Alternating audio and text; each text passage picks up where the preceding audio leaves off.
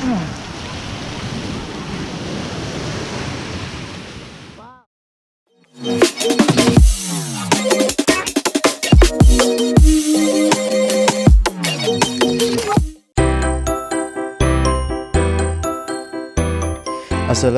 warahmatullahi wabarakatuh.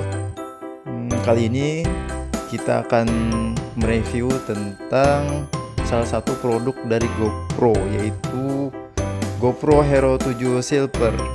GoPro Hero 7 Silver ini memiliki beberapa fitur dan spesifikasi yang bisa kalian lihat di internet ya. Langsung saja kita cek bentuk dari GoPro Hero 7 Silver ini. Bentuk dari GoPro Hero 7 Silver ya. Di sini ada layar, tombol on off, tombol mulai ya. Oh, di sini ada tempat membuka. Kita tekan.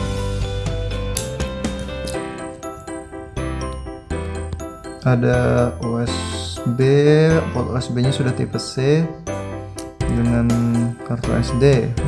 Kalau saya baca kartu SD-nya maksimal 128 GB. Kita cek ya, sedang berjalan ya.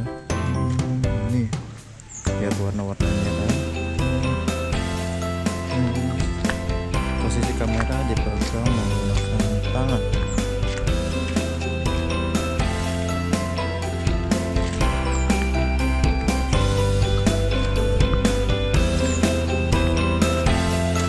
Cukup stabil.